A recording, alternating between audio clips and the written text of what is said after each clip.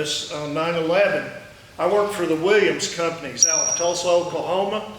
They owned several pipelines.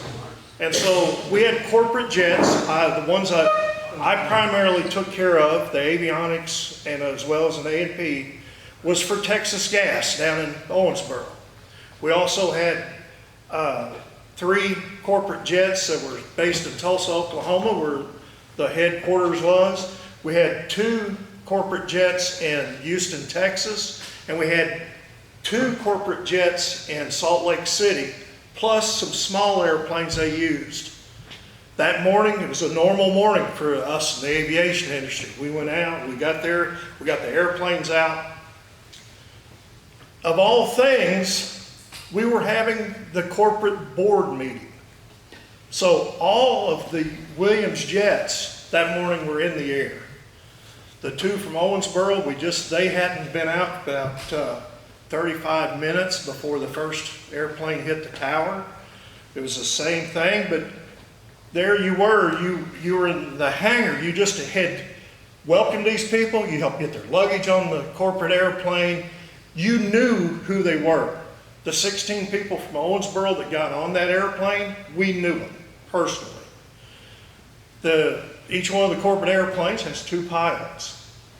I know all the 7 jets that we had in the air, I know all 14 of the pilots. Well, we were like everyone else. An airplane hits the trade center. We go in like everybody else, click on CNN, see what's going on. We were watching it when the second one hit. And within just a few minutes of the second airplane hitting, we got a call from the tower there in Owensboro. No aircraft are to leave the ground. Make sure you all don't have one. If you see one, alert us. That's all we got was that. And we used a system called flight following. You could track all the airplanes. Well, let's go see where our airplanes are. We get in there. Well, we're trying to find them on it. It goes off. They shut off the flight phone system where the phones that were on the airplanes, that system was shut down. So we had no idea where the airplanes we just launched 30 minutes ago were. Where they were going, whether they'd come back to Owensboro, wherever they would go, we had no idea where they went or where they'd go, how we would get them back, or anything. I mean, we were just like everybody else. We were blind. But it is, we knew things was going on. We knew that our aircraft, as far as being in a terror thing, was not. We knew that personally the people that was on there. They were, long time, they were executives and board members for the pipelines. So we knew that. But it was a time that you had. It would be different if you were sitting like you at a gate and my airplane got canceled, but you didn't know the people that you just sent off. It was a terrifying time, a time of unknown. And like I said, it was several days. Luckily, the airplanes that left out of Owensboro stayed within. They'd already started moving them around, but they had no way to contact us direct after that. Like I said, everybody was given 1 minute to try to get a hold of your people and let them know. Well, all of the executives, all the people in charge, who were they going to contact? So we was stuck there for a long time. Then we only thing we could do was watch CNN like everybody else, then see the other airplanes crash, hear the other airplanes. So I just wanted to give it from that perspective that once they said no airplanes leaving the ground, all the airplanes were not really given where they were going to go. All of our corporate airplanes, some of them were close enough to home. They sent R2 back to Owensboro.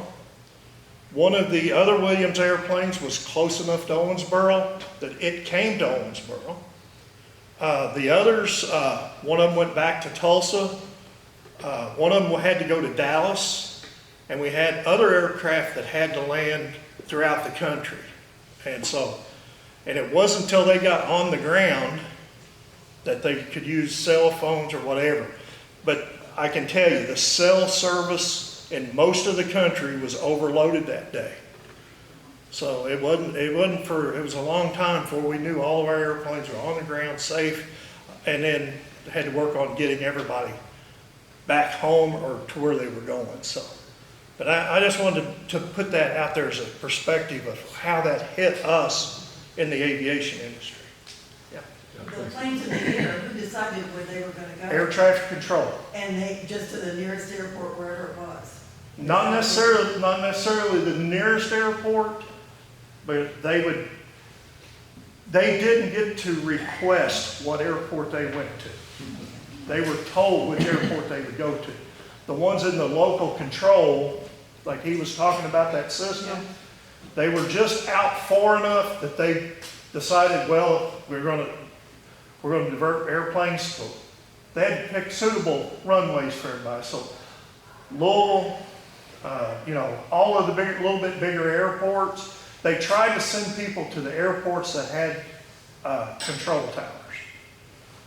So they didn't go to that way they didn't have to worry about if they did this, get to this little airport out here that didn't have a control tower like at Huntingburg. The airplanes that was in the air, they didn't send the ones from Huntingburg didn't get sent back to Huntingburg because they didn't have a control tower. But air traffic control dictated where everybody went. Any other questions? Thank you for allowing